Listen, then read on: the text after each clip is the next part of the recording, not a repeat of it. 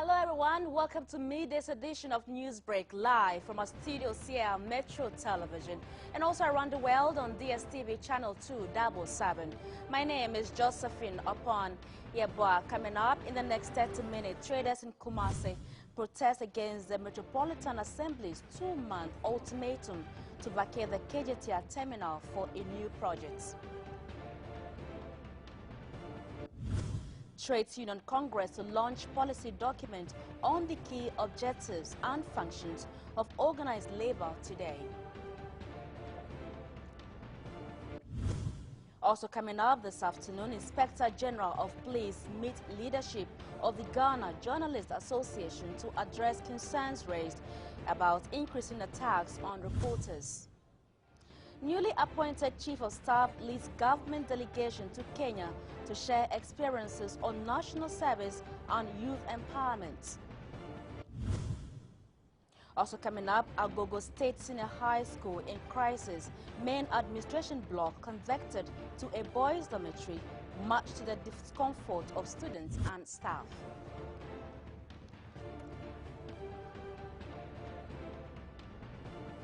Acute water shortage hit Peje, a farming community in the whole west district of the Volta region, as the only stream they now depend on begins to dry up.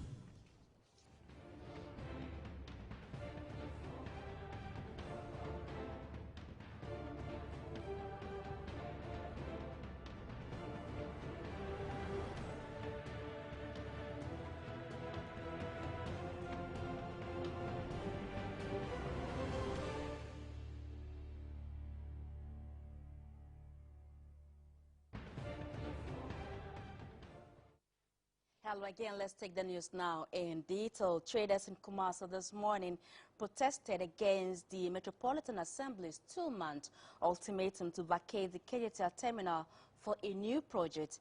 Their action briefly disrupted the businesses in the area, and they have vowed to resist any action that could affect their income. Our Shanti Regional correspondent, British Gabriel, filed the following report. Okay, before I go to the reason why the traders are protesting, I want to give a brief about the actual project that is causing this protest this morning in Kumasi. This project is the reconstruction of the Kumasi Central Market and the KJTR lorry terminal.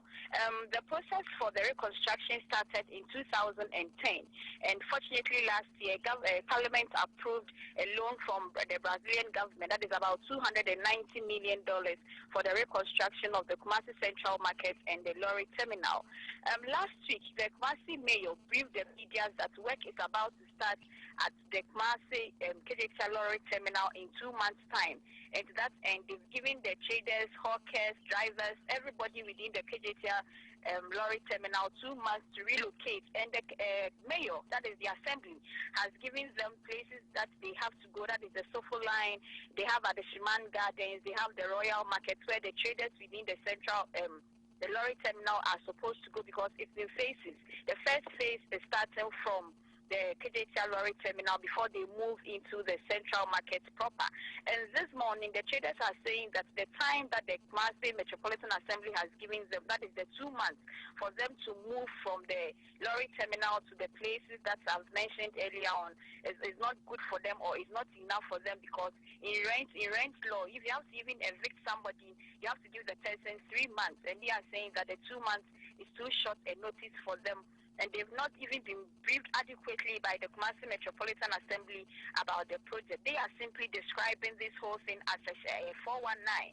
They believe that it's just an attempt for the assembly to evict them, reconstruct the place, and give it to party faithfuls and cronies of the government. So that is why they are protesting. They are not against the project itself, but they are saying that the places where the assembly is saying they've given to them is not true, and also the time that the KMA has given to them is also not enough for them to relocate. So that is why they are protesting this morning. Has this in any way disrupted business?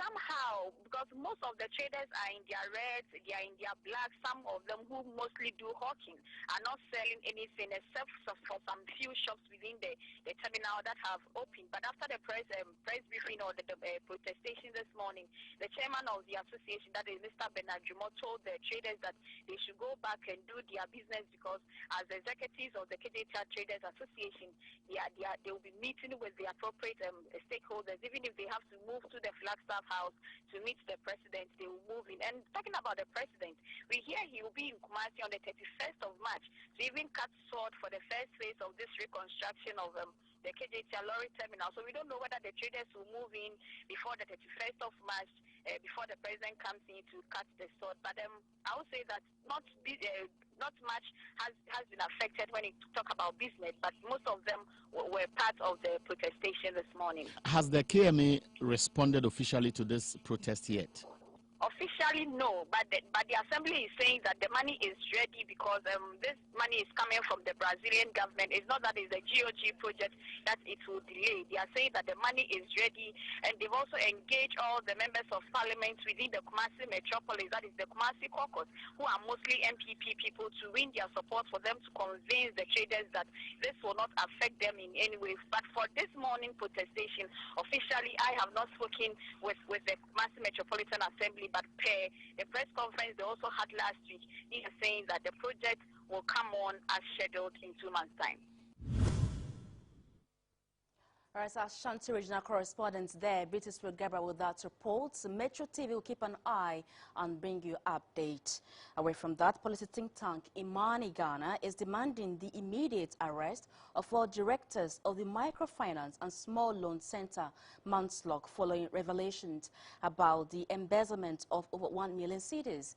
The acting director of operations, Ken Kweku Bedu Asari, has reportedly been sacked, and 4 others are on interdiction. But critics say the action is not enough. We shall speak to Manslok for their reaction, but here is a brief report on what the Daily Graphic newspaper reported.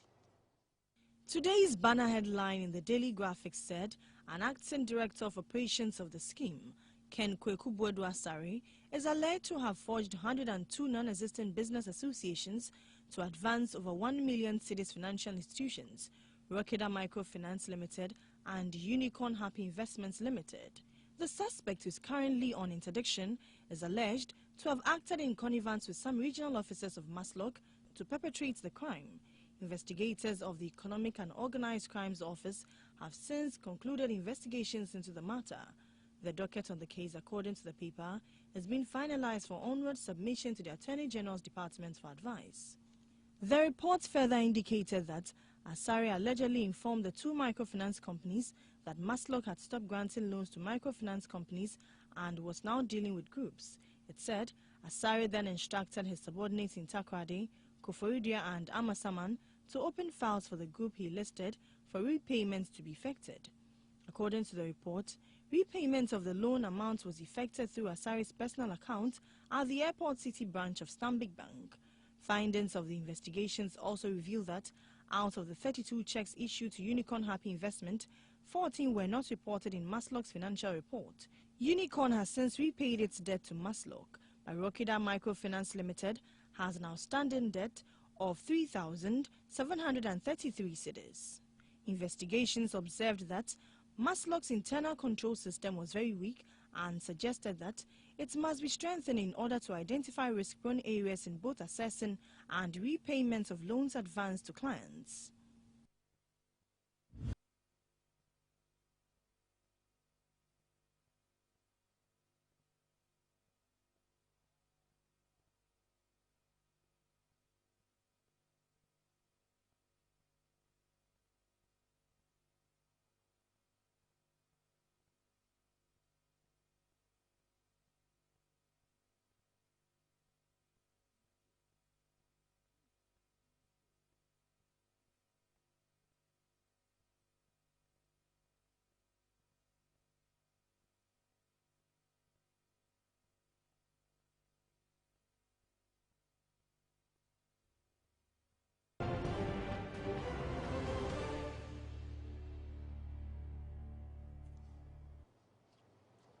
Hello again, you're still watching Media's edition of Newsbreak with me, Josephine Oppong-Yeboah. In other stories, the New Patriotic Party, NPP, has warned that any person or group that attempt to dent its image by infiltrating their planned demo tomorrow will be crushed. The party says it will complement security arrangements with its own personnel.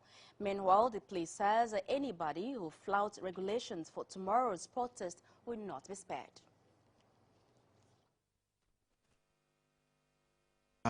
Power crisis, which according to them is crippling the economy. With just 2 days to go, the Accra Regional Police Command has come out with a strong caution to the organizers and all those who will be taking part in the demo. They should make sure that people who will come in to disorganize the operation will be able to what? They should smoke them out and ensure that everything is done smoothly. And we can also help them throughout the process. The caution is what I'm saying, that you go by the rules of the game. You said you want to start from a brass spot at the end of House of Oak Park through a specific route. So make sure that you go by the route. You don't wait and then let some other people divert the route. It is there that there will be disagreement between police and those who are organizing, and then organizers will be held responsible if they don't control their members they are using for a demonstration, and then they go contrary to what the route arrangement. So we are ready, and I think it is on the field that we'll already see performance. So we have prepared our mind, we have psyched ourselves that there's no way we'll have any confrontation with any demonstrator. The laws are there. If you go contrary to it, then we shall revoke the law. Nonetheless, the command says it is ready for the demonstration. We have agreed on 18th. 18th of that is Wednesday being the day for the demonstration. They came, we sat down, we did all the necessary arrangements we have to make towards it. We also initially were having misunderstanding about the route, but they wrote the route, and which we also confirmed the route. They had wanted to change the route, but we said no. Once what you have given us is enough, so we will go by that route. And so they finally accepted that they will manage to go by the route. So we hope that they will do so, because we are ready. We have the men in readiness to give support. We have done that. Many demonstrations last year. We gave them the protection they needed. So we are ready to do that. So it's left to them, to also do their part. But national organizer of the NPP, John Boydu, is cautioning the national security to abort any conceived intents to cause confusion on that day. It's needless for police to be issuing threats. I'm saying that it is needless. It's needless. Because we are all working together to ensure that this country of ours is run and is governable. And the police will need our support to make their work very, very easy and cordial. And we expect that some of these threats are needless. We've had discussions with them. We've gone through the routes. There were times that we're not even agreeing on the route and all that. We all, in the interest of this nation, agreed. One caution that I want to give is that we are aware of machinations of some people, including the national security, encouraging people to come amongst us and misbehave. We are also going to provide our own security. So anybody that comes to misbehave amongst us, clearly it's not part of us, not MPP per se, but he's not feeling the pinch. Or even if he's feeling the pinch, he's been paid to come and do that. He was optimistic that the Wangbo demo will surely come off. All the constituencies will be coming from different parts of the region. We will all be converging at Brass Sports. From there, we take it through Farisco. From Farisco through to TUC. From TUC, we use the Accra Poly Lane down to Kwame Nkrumah Museum. Then we'll end up at Haas Park. where all of us are going to meet again. And then, like I told you, although it is being led by the New Patriotic Party, a lot of other identifiable groups are part of the demonstration. So we identify, recognize them. Some few speeches will be given out there. Then we'll give government some time for them to resolve the problem. The 2016 flag bearer of the New Patriotic Party, Nana Akufo-Addo, and his running mate, Dr. Mahamadou Bawumia, are expected to lead the march on Wednesday. And now let's take a trip to the Ashanti region, where the Agogo State Senior High School has been hit by accommodation crisis. Authorities have been compelled to convert the main administration block to a boys' dormitory, much to the discomfort of students and staff.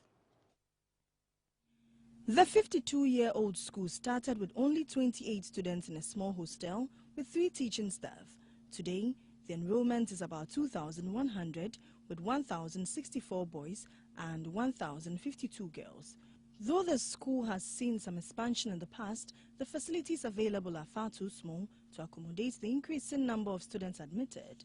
Now, part of the administration block has been converted into a boys' dormitory. Reports say managing the place of convenience is one big challenge, and the comfort of students has been seriously compromised. Besides, staff have also been compelled to use limited space, a situation that brings so much frustration. The school's headmaster, Jacob Kofi Dankwa, is deeply worried about the development. According to him, the situation is not too different from the girls. He tells Metro News what gives him even more headache is the lack of accommodation for teachers. The school lacks a bus and a simple library where students can get research materials. Of the 98 teaching and 88 non-teaching staff, only 7 stay on campus, a situation that compromises the effectiveness of monitoring and discipline in general.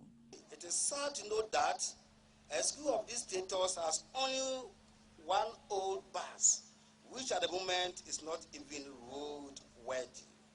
It would be good and appropriate if GET Fund could help us in this direction.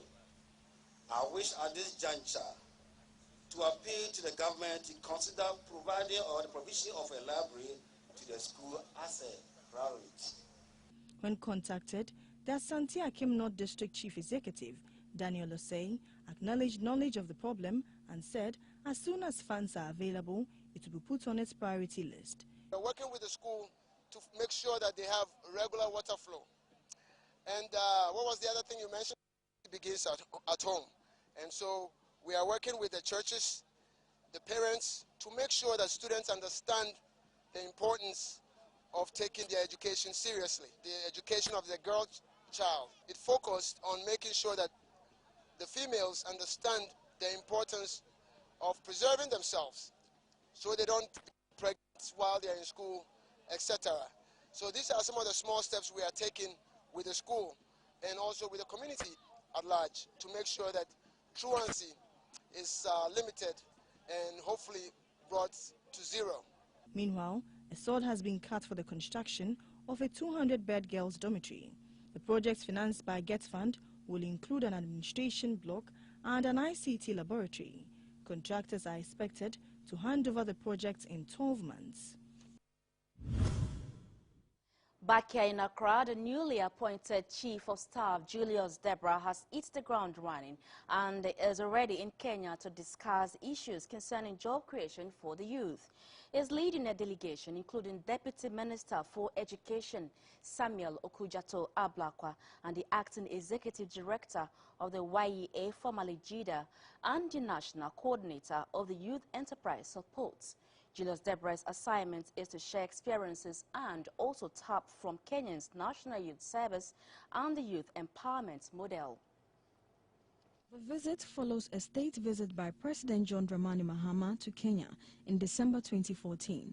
It is for Ghana to learn about how Kenya has restructured its youth development policies, the National Youth Service, and the Youth Empowerment Model. The interaction, when sustained, might lead to the creation of about 300,000 jobs per annum. Kenya's Youth Empowerment Model has 2 main components: private sector internships and training, and capacity building and policy development. The objective of the project is to support the government of Kenya to improve youth employability. Parliament recently passed the Youth Empowerment Agency Bill, which when signed into law will ensure proper oversight and efficiency in the management of the agency. The bill covers aspects such as sources of funding for the agency and its application, tenure of office of members, as well as the development of programs. Chief of Staff Julius Deborah noted in a press briefing that Kenya's Minister of Devolution, C.S. Anne Waiguri, believes this visit is in the spirit of South-South Technical Cooperation that is aimed at sharing best practices. He was accompanied by Deputy Minister for Education Samuel Okujeto Ablakwa, Acting CEO of the National Youth Authority, Ras Mubarak, and Dr. Michael Pesa White, who is the Acting Executive Director of the National Service Scheme. The rest of the members of the delegation are Kobna Echampong, Acting Executive Director of YEA, formerly JIDA, and Hilga Bwedi, National Coordinator of the Youth Enterprise Support. All right, so that'll be all for now on News Break. Before we go, a quick look at the top stories. Traders in Kumasi protest against the Metropolitan Assembly's 2-month ultimatum to vacate the Kenyan terminal for a new project. Trade Union Congress launched policy documents on the key objectives and functions of organized labor today. This afternoon, Inspector General of Police meets leadership of the Ghana Journalists Association to address concerns raised about increasing attacks on reporters. Newly appointed Chief of Staff leads government delegation to Kenya to share experiences on national service and youth empowerment. Agogo State Senior High School in crisis, main administration block convicted to a boys' dormitory, much to the discomfort of students and staff. And acute water shortage hit Bezi, a farming community in the whole west district of the Volta region, as the only stream they now depend on begins to dry up. So make a date on the News at 1 platform for more details of the stories and others. I am Josephine Oppong-Yeboah. We appreciate your time.